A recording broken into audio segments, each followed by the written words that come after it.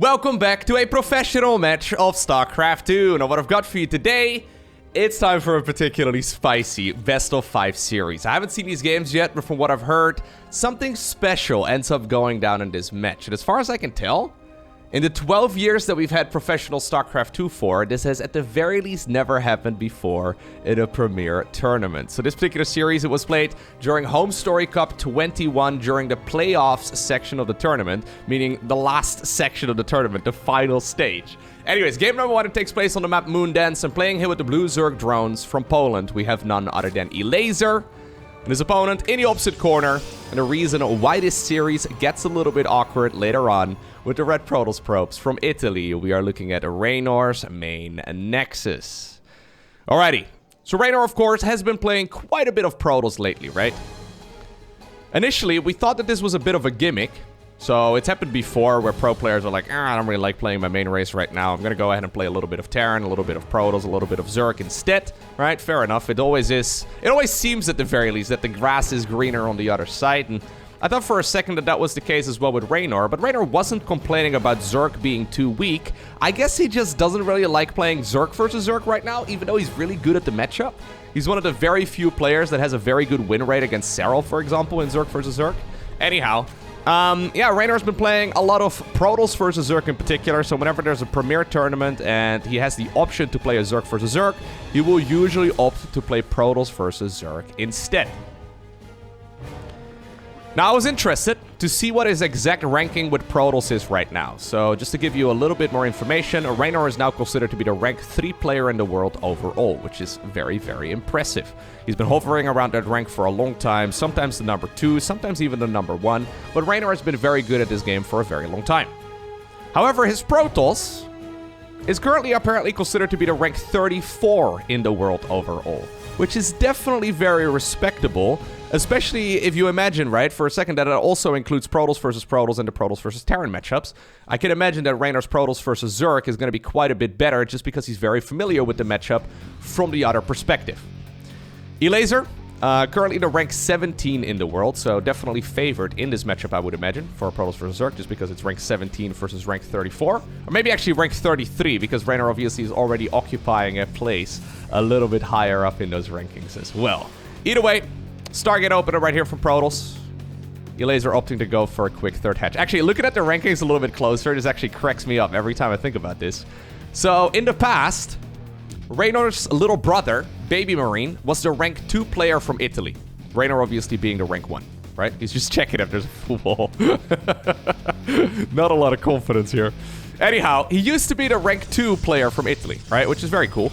Now, Reynor apparently decided to pull the sickest oldest brother move ever, and I don't even know if he's aware of this, but Aligalek, which is a statistics website for StarCraft 2 that keeps track of all of the rankings, I guess they weren't entirely sure how to introduce, a player being competitive with an off race. So they decided to make like an entire second player almost for Reynor, right? As if he's like 2 people. And Reynor right now is the number 1 as well as the number 2 player from Italy according to those rankings. Which kind of cracks me up.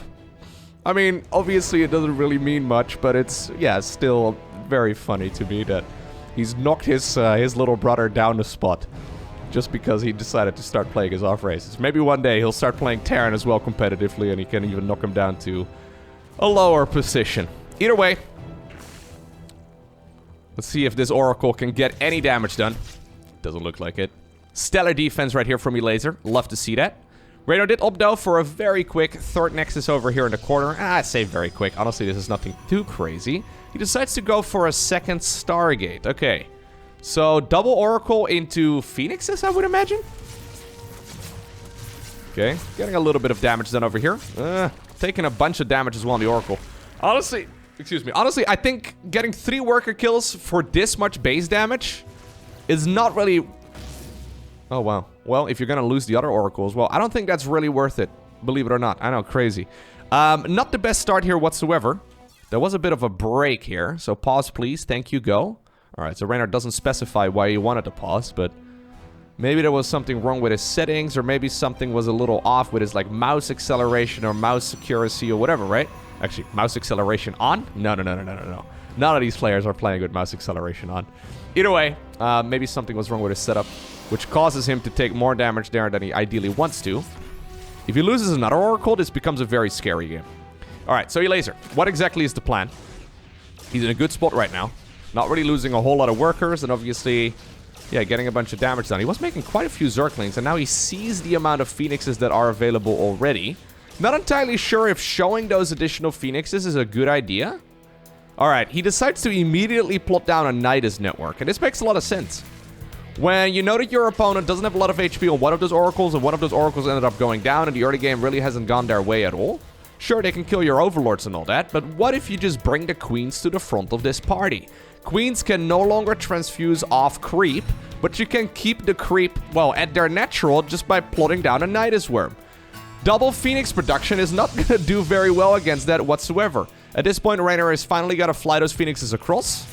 He sees the Queen count, but I don't think that's really quite enough. Nidus Worm is right over there in the back. I think just plotting it down at the front makes a lot of sense. He's trying to go for the corner. That's honestly a little greedy. Yeah, okay. So this is at the very least going to give Raynor a little bit of time to fly all of those Phoenixes back home. Not a big fan of that. I think just going at the front is definitely a better idea. He'll have the cooldown on that Nidus Worm available very soon. There's not actually a lot of energy available anymore on that Oracle either, right? Yeah, so how exactly are you going to kill this? So, Raynor can see this coming from a mile away, but what are you going to do? Lift up Zerglings? So this is a problem. If you lose that first Oracle, you do not, in fact, have enough energy to now kill that second Nidus Worm as well. There's Brenda, Karen, Margaret, Susan, Lily, all of them showing up on the other side of the map. That's a lot of queens. That is 15 queens. The good old Knight is all in. I think you can only play mass Phoenixes after a near perfect early game. I mean, maybe he can hold on, don't get me wrong. That's a lot of shield batteries, actually. There's another Nidus Worm going down. A couple of queens are already popping into the network as well to pop out on the other side. He can transfuse that Nidus network as well if he wants to, but already probes are starting to fall. Phoenixes are mostly out of energy here too, so there's just going to be, well, paper planes, I suppose, right? They're not going to be able to really achieve a whole lot here until they gain some energy once more. Zerglings are running around the bases, going towards the bottom right-hand corner of the map as well. And I've got a feeling that this is game number 1. Yeah, done. Nicely played right there by Elazer. Yeah, generally speaking, Protoss in this matchup, other than a whole lot of probes, they have like 3 units up until the 5-minute mark. So if you end up losing one of those units for essentially free, you are gonna be in a lot of trouble. Raynor ended up losing one of those oracles pretty easily. He took a lot of damage on the second oracle as well. You can't really let that happen at this level because your opponent will punish you for it right away. I like that Elazer isn't afraid to just, well, plant down the Nidus Worm. I mean, he's done that many times before in the past, but you can really tell, right, that as soon as you make that transition towards Phoenixes in particular, there's absolutely no way you're gonna hold against that sort of all-in. I mean, it was still relatively close. Maybe if he had that second Oracle and he could have actually knocked down the second Nidus Worm as well before it popped its ugly head out, maybe he could have then, you know, bought enough time to get another Warp-in round in, maybe a couple additional Phoenixes, could have changed the tide of battle, but generally when you see Protosses lifting up Zerglings, you know that things are getting a little bit desperate. Anyhow, probably not a game though that Raynor is too concerned about. I mean, didn't really go his way, fair enough. Let's go into game number 2.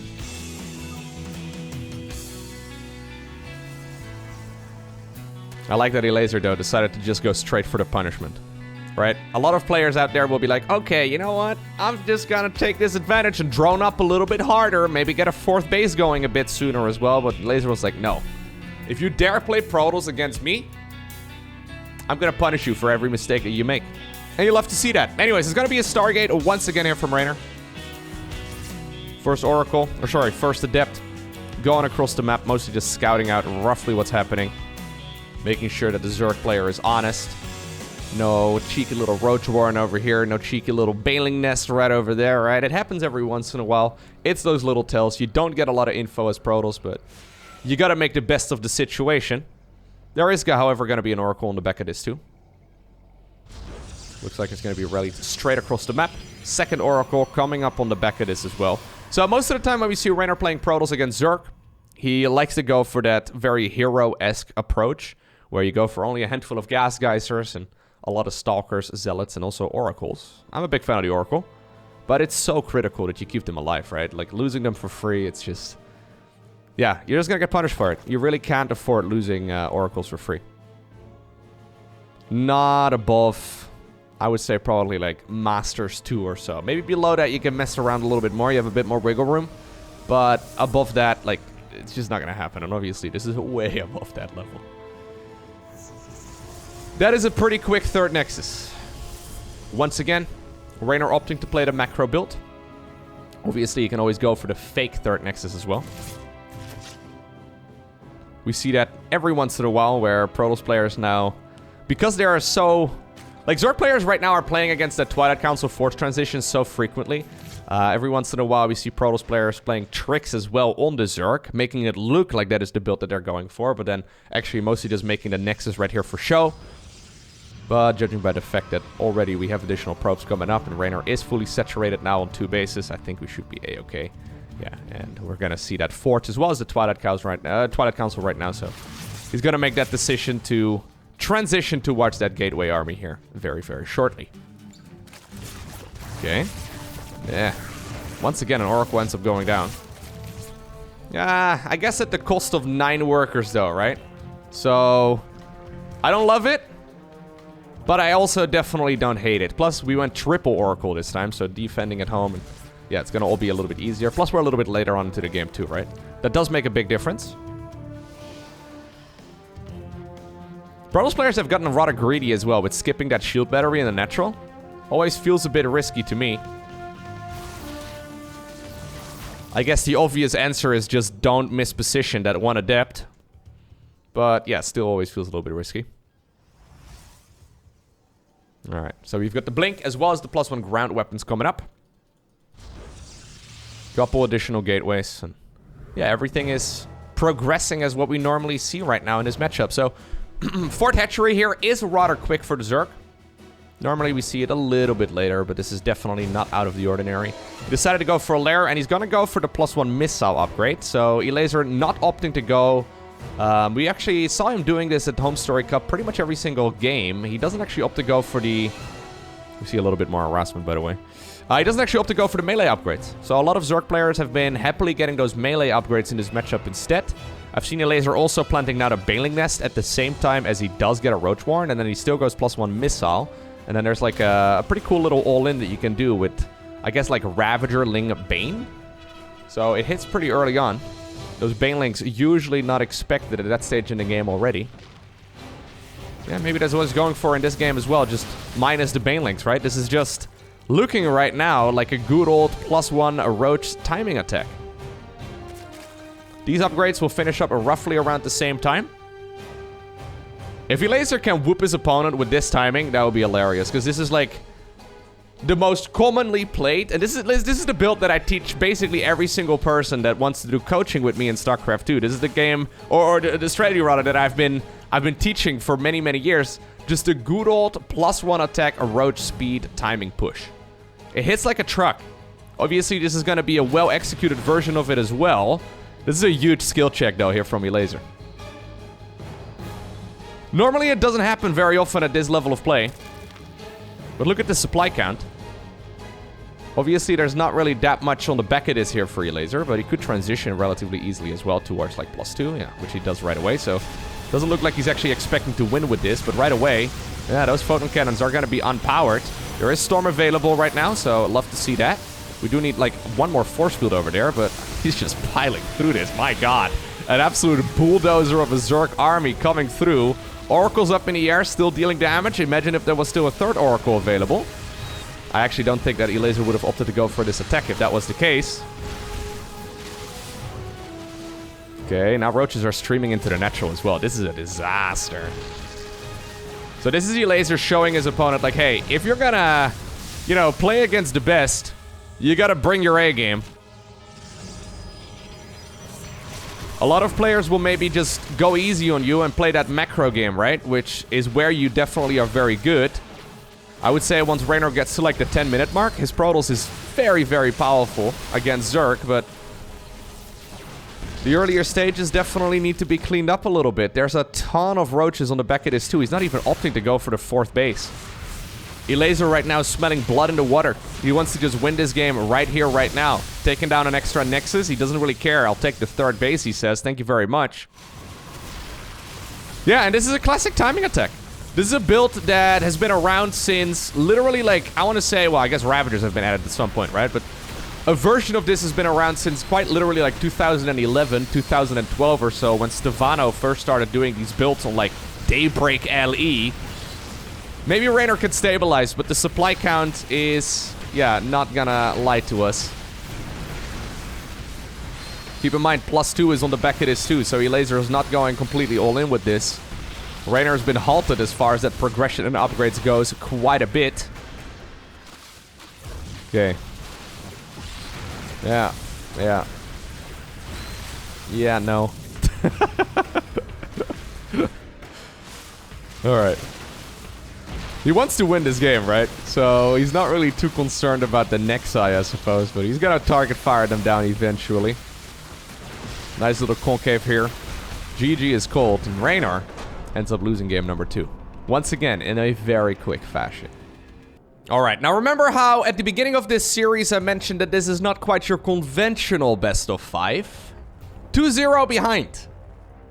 Raynor decides to pick Zerg for the next game. Now, I didn't know that this was possible either until a couple of months ago. It turns out that the rules in most of the premier tournaments in StarCraft 2, they do not prevent players from switching race in the middle of a tournament and not even in the middle of a series. This has never been an issue before in StarCraft 2 because no one's ever wanted to do that. And as far as I know, maybe someone can correct me, but as far as I know, at the very least in a premier tournament, Raynor is the first one to ever do this. So, after being 2-0 behind, he decides to switch to his main race instead. Now, should this be allowed, right? So, say for example, I've been thinking about this quite a bit, and by the way, it's a super early spotting pool right here from Elazer. Okay, so he's gotta go for some cheese. Anyways, real quick. Say you're playing a best-of-3 series, you assume your opponent is playing Zerg, and you veto both of the 2 good Zerg maps. However, at that point, your opponent tells you, no, I'm not actually playing Zerg, I'm playing Terran instead. Is that a problem? Is that a mind game? Is that a bug? Is it a feature? Very curious to hear your thoughts on this down below in the comment section of this video. Personally, I actually think the rules should just remain the way that they are. They should definitely be clear about it, though, because I can imagine, yeah, catching your opponent off guard like that and be like, haha, got you now, is not necessarily the nicest way, you know, to play a game of StarCraft 2, but I did think it's actually pretty sick. So Raynor decided to switch on over to Zerg here. He was perfectly allowed to do so because of the tournament rules, so can't blame him for doing this whatsoever. Now Elazer is suddenly playing against a Zerg, and he's going for a pretty cheeky little opener, running the Zerglings in such a direction, yeah, taking the long route towards the opponent's side of the base, or opponent's side of the base, opponent's side of the map. So there's absolutely no knowledge about this whatsoever here from Raynor.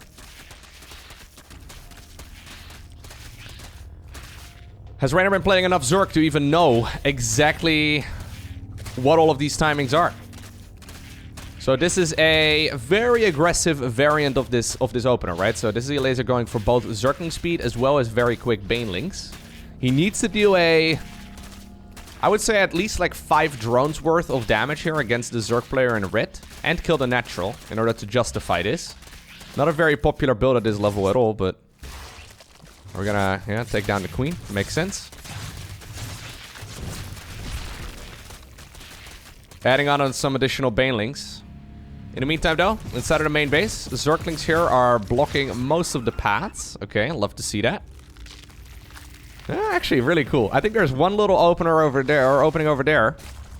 But 3 Banelings here together with the queen should block most of this. So far, I mean, even with the natural gone, we're still talking 19 versus 13 drones. Elazer needs to deal more damage than just kill that natural. Okay, well, there it is. Yeah, a little bit of sloppiness, huh? Little bit of sloppiness. Maybe that's because Mr. Raynor hasn't been playing so much Zerg lately, huh? Maybe, actually. I don't know. I'm just speculating. But if you split your attention It can be rather difficult to actually be good at the game, believe it or not. Anyhow, Elazer has now expanded behind this. He started droning up again too, so he's not going for an all-in. So it looks like we've actually got ourselves a bit of a match here. Could have been a very quick 3-0. That would have been something, though. Yeah, I'm very interested to hear your thoughts on this. I think it's cool. I think it's cool to see that players can switch mid, you know, series. There was another game, actually, in the same tournament, too. Let me actually take a sip of water, one sec. There was another game in the same tournament where it got even more awkward. This was during the group stage of the event, and I may very well end up casting those as well if those replays release at some point in the future. Anyways, it was Raynor versus Lembo, right? Raynor said to Lembo, I'm gonna go ahead and play Zerk. Or I'm not gonna go ahead and play Zerk in this series. I'm gonna go ahead and play Protoss. So Lembo said, great. I will play Random instead. So there's like an entire extra layer of strategies that ends up going down there. Because what was originally supposed to be a Zerk versus Zerk turned out to be a Protoss versus Random instead. Which is one of the weirdest things in a game of StarCraft 2 that I've ever seen. Sadly, the games weren't that amazing. So I don't know if I end up casting those, even if the replays are available, but... yeah, it's still kind of funny, right? It's still kind of funny. When players get a little bit overly confident in their own abilities. Now, for what it's worth, that particular match wasn't actually that important. Because, well, they had already moved on out of the group at that point in the tournament. Oh, nice. I think it was mostly just a match to determine who first and second place was, if I recall correctly. Anyhow, quick evolution chamber right here from Raynor, who decides to go for the +1 carapace upgrade. So the +1 carapace does allow you to survive your opponent's baneling hits with 1 HP on the Zerglings. Obviously, that makes a big difference. Game is relatively even, though. I think I like this position a little bit better now for Elazer, who's going into a lair. He's going into an evolution chamber too. Obviously, he's already got the baneling upgrade. Or, well, the baneling nest at the very least. No baneling upgrades yet. That would be ridiculous. Yeah, this is not going so well for Raynor at all.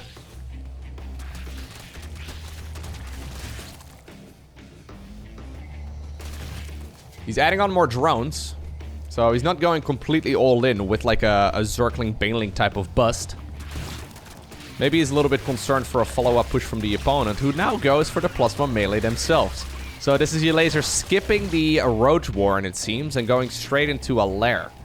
And with the lair, I'm assuming he goes for the Spire here as well. Well, he doesn't have enough gas for it just yet. That's actually kind of sloppy. He should be having enough gas at this point. He's been adding on a lot of banelings. Maybe he didn't want to add on those banelings, but he needs to. Okay, that was much better right there for Raynor. Raynor did decide to go for the Roach Warren of his own. Keep in mind the +1 carapace obviously benefits all of the Zerg ground units, whereas melee and missile only benefits Roaches, well, or Zerglings, depending on what type of unit you want to get. And obviously Hydras and Banelings and Ultras and all that too, but usually only like one group of units, whereas the carapace will benefit both Zerglings, Banelings, Roaches, Ravagers, Queens, the whole shebang. And actually, yeah, the +1 armor at this point has kicked in. You can see that suddenly those fights go way worse, and that's probably the point at which Elazer clicks on one of those links. He's like, oh crap, +1 armor is done. Spire does start up here for Elazer. Gets spotted right away as well for Raynor, who's going for his own lair right now. Honestly, yeah, I would not mind just seeing a ton of Roaches coming up here for Raynor and just trying to win the game straight up. He's got about another minute and a half or so until that Spire really is going to come into play. I mean, like, 3 Mutas aren't really going to do much. So he's making a ton of army here. Problem is that becomes a little bit all-in-y, right?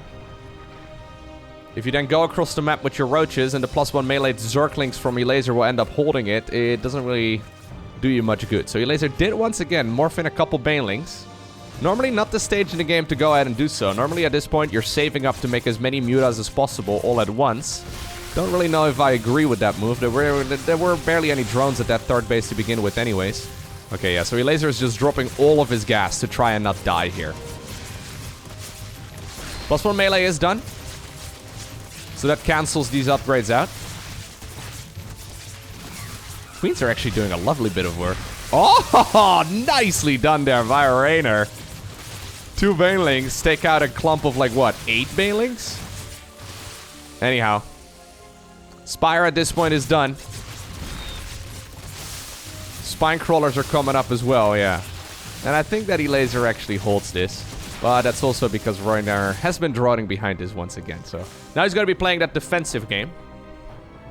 We have one player going Mutiling Bane and the other player going Roach Hydra. Very different approach.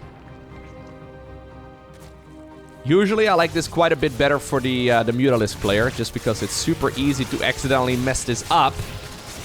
Okay, Queens, sadly for them, have to waste all of their energy, but a good move right there for Elazer. Spore Crawlers are coming up. Usually you do also kind of want to add on a 4th base, and then eventually like Vipers or Infestors or both. Can be kind of tricky. There's a golden base. Okay, I was going to say, I saw Elazer selecting this location on the mini-map. He's going to try and capitalize on this by going for the gold base. Now, I'm fairly sure that Raynor just sees that drone heading on over in that direction. But there's not much you can do about it. Hydras at this point are spotted as well for the first time, I believe. Yeah, there's no transfusion energy, is there? Ah, there is. Screw this Overlord in particular. You don't even get brought back any closer to home. You will eventually die, most likely. I'm sorry, hate to break it to you like that. Oh, really? Interesting. It's gonna be a Roach Hydra Queen push. So this is a push without the Hydra ranged upgrade, just the Hydra movement speed. Huh. Not too familiar with this one, but you know what? After the early game, this makes quite a bit of sense. GG. There it is. Cool. Yeah, so I guess with the way that the bases are laid out on this map, you can get across the map pretty quickly. But yeah, you can really tell from that first game, though, why the early game Zergling Baneling cheeses are not very popular at the professional level. Because even though that was kind of like the best case scenario there for Elazer, it still just kind of made the game like even, right? It just evened it up. I mean like the Zergling Baneling cheese at the very beginning of the game. It's very good when the opponents aren't very good. Like me, you know? Like when you do it against me, I will die 50% of the time right then and there. And, you know, the other 50% of the time I'll die a little bit later. Most likely. But the higher you climb up, the worse that those cheeses become. And for, I would say, the top 50 players in the world, those cheeses generally don't win you the game straight up. Look at all those grooves, by the way, on Tropical Sacrifice. Because of the fact that this map is called Tropical Sacrifice, I always wonder if it's blood. Do you think it... I don't know. Do you think it could be? It's kind of orangey, though, so I'm not entirely sure if it is. And maybe it's dried up. I don't know, man. Maybe we're on one messed up place. Could also, I guess, be like, I don't know, just dirt. Clay tends to be kind of red-ish, right? I guess you have at the very least red dirt as well. Maybe it's volcanic. You know what? Let's go with volcanic. You know what? Yeah, look at this. It's got a Hawaii type of vibe going on over here, right? I've never been to Hawaii. Yeah, I've only seen it on pictures, okay? I've got a feeling, me as someone who lives about 24 hours away by plane, got a feeling this is exactly what Hawaii looks like. Me as an uninformed European. I've seen YouTube videos, okay? So, feels like that makes me an expert on this particular subject. Hatch gas pool from the both of them. We're gonna be playing third base chicken at this point, where both players want to take a third base, but they also want to know that the opponent is taking the third base. Raynor opting to take his drone down towards the triangle location, and the same can be said here for Elazer. Raynor actually decided to sign up for the GSL. He's currently over in Korea. I think Raynor's just playing this game for fun these days, man. Can you believe that? Yeah, but he's currently over in Korea. He decided to play in the GSL Code S, and obviously we have seen non-Koreans participate in the GSL in the past. Like, for example, Estrella recently. We've had Special there many times as well. Scarlet, of course. And back in the day, we had, like, pretty much every single one of the pro players went over there at some point. But it's been a long time since we had a top-level non-Korean contender. I mean, no disrespect to those players I just mentioned, okay? But, like, Raynor really is amongst the very best players in StarCraft 2. It's been a while since let me put it like this, we haven't really had someone outside of Korea that is actually capable of winning a GSL Code S participate in a GSL Code S, if that makes sense. Like, things would have to go rather crazy for Estrella to win one. And Estrella is one of the very best players, but it's just that the Koreans are really freaking good at StarCraft. So I'm excited to see how that goes. I don't usually watch the earliest rounds of the GSL, but there's definitely a chance that Raynor could do really well in this tournament. Quite excited for that. So he did go through the qualifiers as well. I think he took down, I think it was Zaun and Dream. I don't think they ever I don't think they ever released the replays or the cast or whatever of all of those qualifiers, but yeah, pretty cool. Actually, no, I have seen players cast those, or like people cast those games in the past.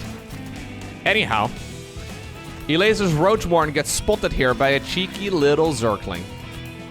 Right away, Raynor plants down his own Roachborn on the other side of the map. He decided once more to go for the +1 Carapace upgrade, which is kind of interesting. Maybe this is Raynor going for an aggressive follow-up again? I think the +1 Carapace pushes are really strong. That's a lot of Zerglings for now. Not a lot of Banelings yet. Okay, one of the Queens. Pretty far away from the hatchery. One Creep Tumor to connect these bases would be really nice. Yeah, so you can definitely capitalize on the +1 Carapace upgrade by once again just making a lot of roaches. Seems like it's only 2 gases though for Raynor, so I don't think that's what he's going to do. He's going to let this Spine Crawler finish and add on additional workers. He could cancel the Spine if he wants to.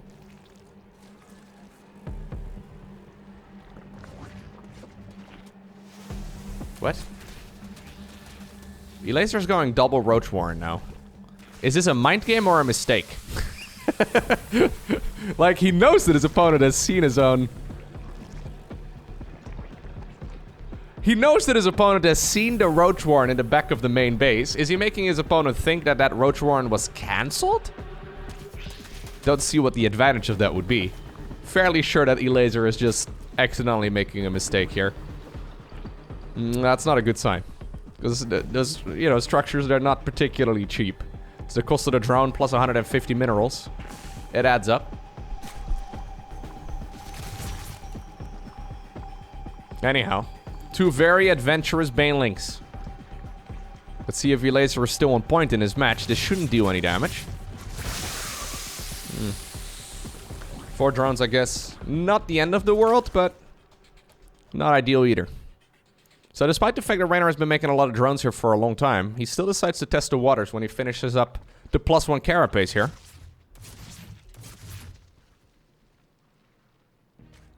It's a bit of an awkward game now, huh? Because both players have been... Oh, there's the +1 armor kicking in. Both players have been macroing for the majority of this game. They've both got a lot of drones. And then normally you don't really go for a little push like this. But I guess since the upgrade right here for Elazer is quite a bit later, yeah, it's working out rather well here for Raynor. +1 missiles still not finished yet. Eventually, I do believe that these units will just trade out. And once again, a Spire, okay. So, don't like the positioning on that Spiral too much, to be honest. I think a Zergling running on over towards this high ground can just spot it straight up. Well, doesn't matter. Okay, so... Hydra then already planted down before that scout happened. Elazer wants to see if he can potentially snap the 4th base over here, but Overlord up above spots the incoming roaches too. It is a +2 missile as a follow-up as well from Elazer, so maybe he wants to go for... Really? We're gonna fight here. Okay. Maybe he wants to go for like a group of Mutas and then, you know, go straight back towards roach production instead while the opponent is in mid-Hydra transition. That would have worked really well in the previous game.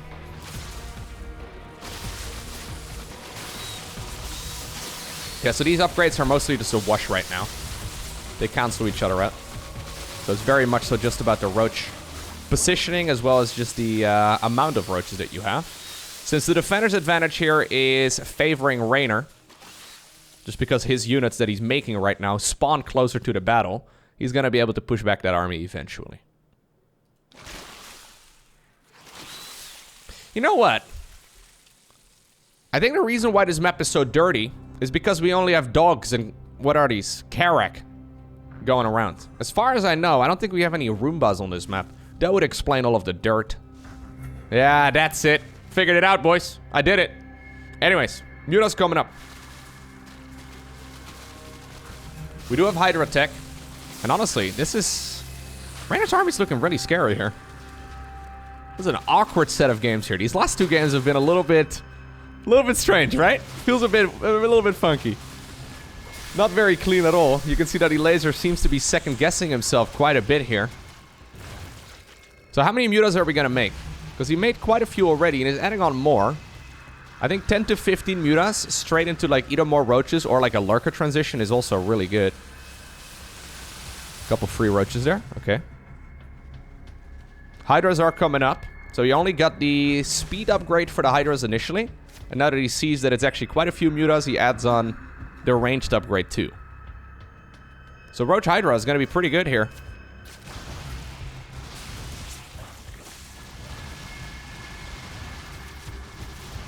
Yep, no, that's enough Hydras. Good micro there though by Elazer. So the problem is that Elazer doesn't have that fourth base anymore, right? So at this point, Raynor is mining off of 4 bases with 69 drones. So that's pretty nice.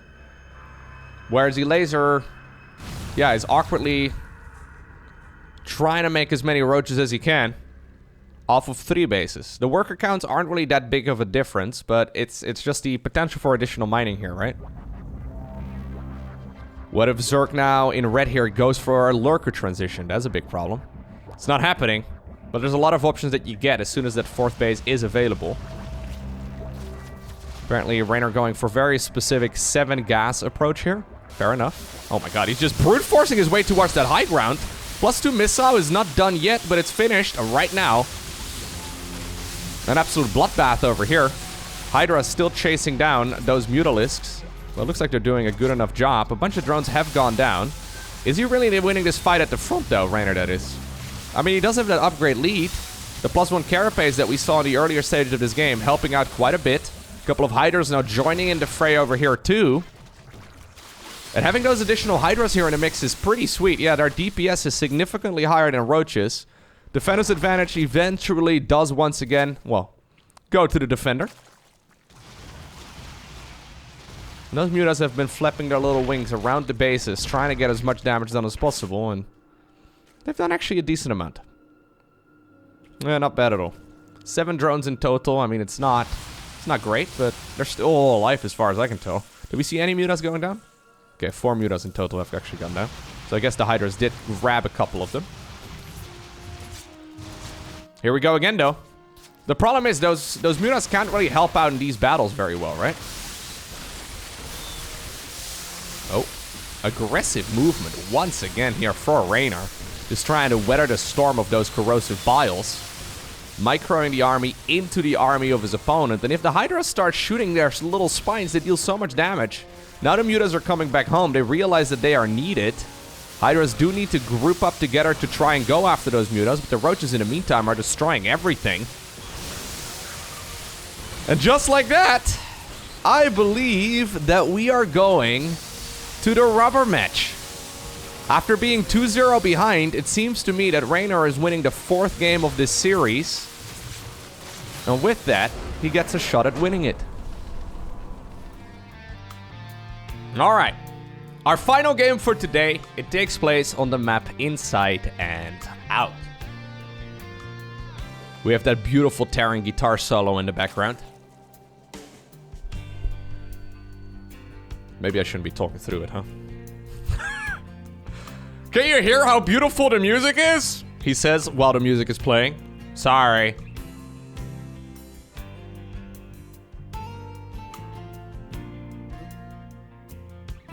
It's probably the best StarCraft 2 song. little bit of Terran music while we're looking at a Zerg versus Zerg. Love it. I don't think these songs will ever be as iconic as, for example, the original Terran tunes from the original StarCraft. But these are actually really good as well. I actually really like the music in StarCraft 2. The Terran songs in particular are very, very nice. Anyhow, I'm expecting a hatch gas spool from both of them once again. So 16 hatch, 18 gas, 17 spawning pool.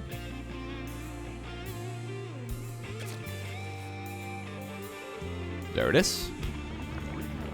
Same can be said on the other side of the map. A little bit of a different positioning, but nothing too crazy.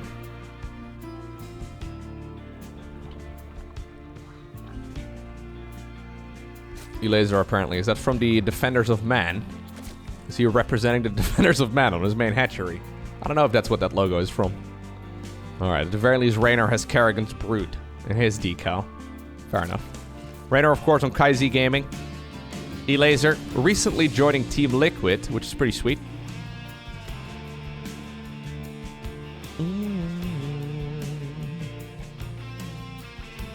Yeah, pretty cool to see that Liquid is still part of StarCraft 2, even after all these years. I know that's where they started, but you know, it'd be sweet. A Liquid Loco. Not because I need to join a team or anything like that, but just because of the name. It sounds sick, right? Liquid Loco? It's got something nice to it, right? A little bit of alliteration. Anyhow. Yeah. Good thing, though, for Elazer that he ended up joining that team. Seems that Team Liquid is one of the best reliable teams. Since obviously, well, they're one of the biggest esports organizations that we have. Zerglings are running across the map. Going whatever direction they can. Yeah, trying to scout out the potential third base. Even though they take different routes, they do arrive to the other side of the map, both around the same time. A little bit annoying. Gonna have to respect this, right? You need to make a couple of Zerglings at the very least to push back the opponent's couple of Zerglings. 2 Zerglings can actually hurt a hatchery quite a bit. Like, usually you won't end up losing the hatchery to it, but it will make it significantly more vulnerable later on. And if your opponent deals a good amount of damage with just a couple of Zerglings against your third base hatchery, there's a good chance they're gonna double down on those Zerglings later on as well. So this is actually looking really nice right now for Raynor. May I just remind you that Raynor started off this series playing Protoss. That's pretty funny. Alright, link speed is done. Yeah. Hatchery here in blue definitely has less HP. Raynor coming in with even more Zerglings. He really wants to kill that base. Couple of links now. Sneak around into the natural expansion too. Looks like the fight initially was won right there by Elazer, but now the reinforcing links of Raynor do show up. And honestly, that third base may be in a bit of trouble. If he just targets it down, I am pretty sure it's gonna end up... yes. No, it will end up going down. I was gonna say, that is very close. But it will end up going down. That was a rather expensive trade, though. Raynor making a lot of Zerglings there for a really long time. No Evo Chamber, no Roach Warren, no Lair, or anything along those lines. Not even any drones at the third base either.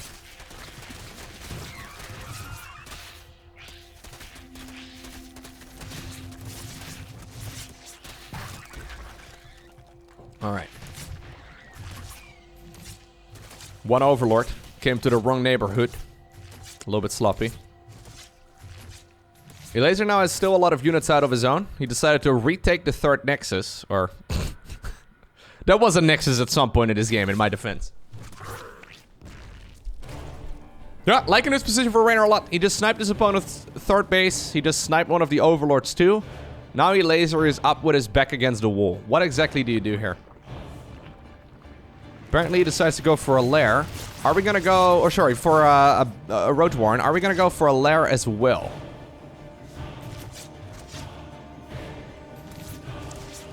An eye for an eye. An Overlord for an Overlord. Very biblical right here of Elazer. Love to see it. Ooh. Almost a disaster there for Raynor. Actually, no. Never mind. Couple of Zerglings. Oh, no. Ran into the base. Okay, it looks like Elazer does think of the oldest Zerg trick in the book. Hello, Brenda. Brenda? Alright. Yeah, I said alright. I think it's fine. One Baneling is not enough damage. So now we're having a Baneling scout, I suppose. Oh, getting some larva. Not bad. Not bad at all. Alright. So, Elazer does not have a lair. Right? And this is spotted at this point by Raynor. Raynor has not got a lair of his own either. But Elazer does not know. He's droning up behind this. I'm actually surprised that we haven't seen any lairs fired up yet. There's plenty of economy for it. I think we're playing not only third base chicken, we're also playing lair chicken. Where every time you make a lair, obviously, that's 100 gas down the drain. Well, maybe not down the drain, but at the very least, it's 100 gas that's not going to roach production. I think Raynor probably could have taken that gamble, though, because he's had a good amount of economy here for a while. That being said, Elazer's army is looking big. Elazer has been making army here for a while. He's going to finish up +1 carapace as well now before his opponent's +1 missile. So there is a timing window here for Elazer. It's relatively small, but it's there. That's what she... No, no. Double spine crawler here by Raynor.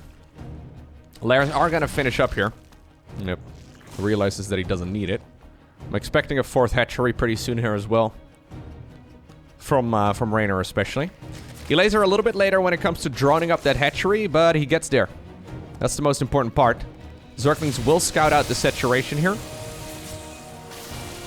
So honestly, even though this early game start wasn't that great for Elazer, I am liking it more and more. Raynor not really capitalizing on that advantage he created for himself. I would love to see... Oh, he goes for a Spire right now. Okay. I would love to see, yeah, continuous upgrades there from the Polish Zerg player. There's a Baneling drop heading towards the other side of the map. Elazer loaded up some of those Overlords with some Banelings that he still had left over from earlier, and he's looking to deal some damage over in one of those expansions. 4th hatchery indeed coming up. Same can be said at the 6 o'clock position. Already.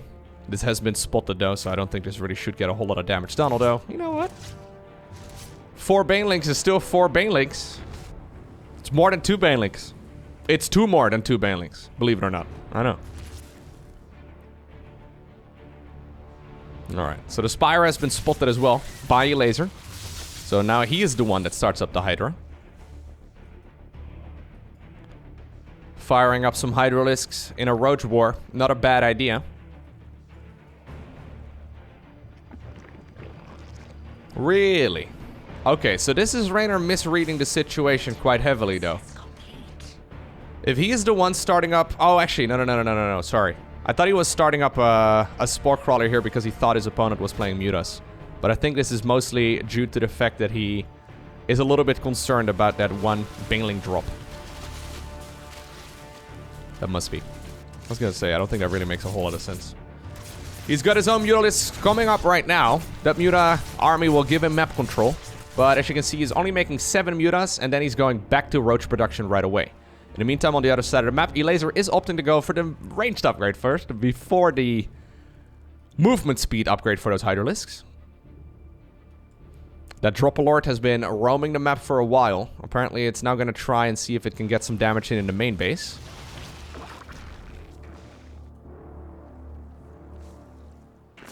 This could actually work out because Zerg in red is currently busy looking at those Mutas and trying to micro them. Yeah. Here go the Roaches towards this base. Here go the... Oh my god. The Banelings in the main base. Is this the hero Dropper Lord? Hey, love to see that. A lot of drones just ended up going down. 4th base in a lot of trouble too. Raynor has a large army, but he just lost a whole chunk of his economy. That kind of makes this... Ooh, that kind of makes this a bit of an all-in. He just killed his opponent's 3rd hatchery, sure. But he needs to deal more damage than what he's done so far. Because the Roaches from Elazer are still being annoying. Elazer doesn't look like he needs his entire army back home to push back that army of Raynor. And now suddenly 25 drones have gone down on the side of the Italian. 11 drones only on the side of Elazer plus the hatchery, but I think that the drone count here is a little bit more important. Alright, Raynor not actually re-droning either. Rather than re-droning, he's doubling down. Well, he adds on a couple right now, but he was doubling down up to that point on just more roaches. That means that his army is going to be absolutely massive. I would love to see a lurker den here for Elazer. I don't know if he... Yeah, can really afford it at this point in the game, but like literally like, you know, 5 lurkers here would be fantastic. Couple of roaches though. Okay, from Elazer do get caught in the top left-hand corner. Excellent movement here by Raynor, but he does need to be careful that he doesn't commit too much of his army, because there's a large blue army moving across the map too. Much larger at the very least than that first blob in the top left. And actually somehow, some way. What the? They just snuck away. Alright, anyways, Elazer pushing forward. This little concave here, not ideal for him, but he's got Hydras helping out. With that ranged upgrade, they're going to be able to shoot over those roaches, and since their DPS is so high, it's going to make these fights a little bit easier. Hatchery here also killed.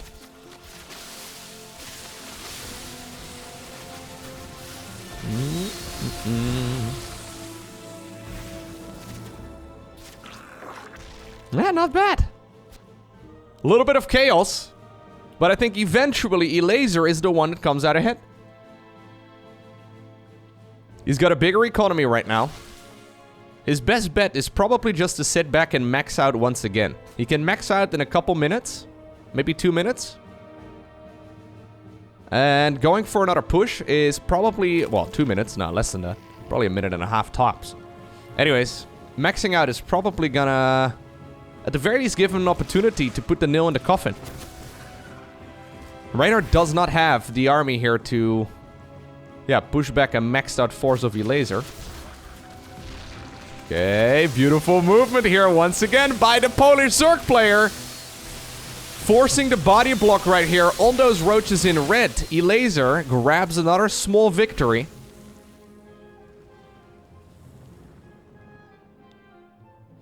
Raynor now forced to retreat.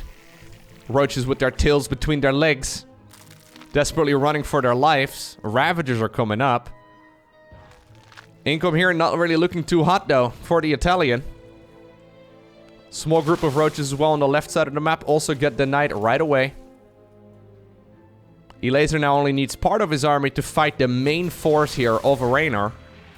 So he has the luxury of splitting up. Okay. Overlords here trying to appear to be menacing. Couple of roaches sneaking into the natural expansion too. That's a lot of dead overlords. Raynor hits a supply block.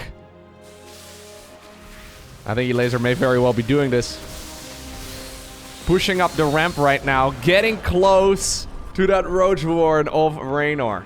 And eventually, it's Elazer who obtains the victory 3-2 over Raynor.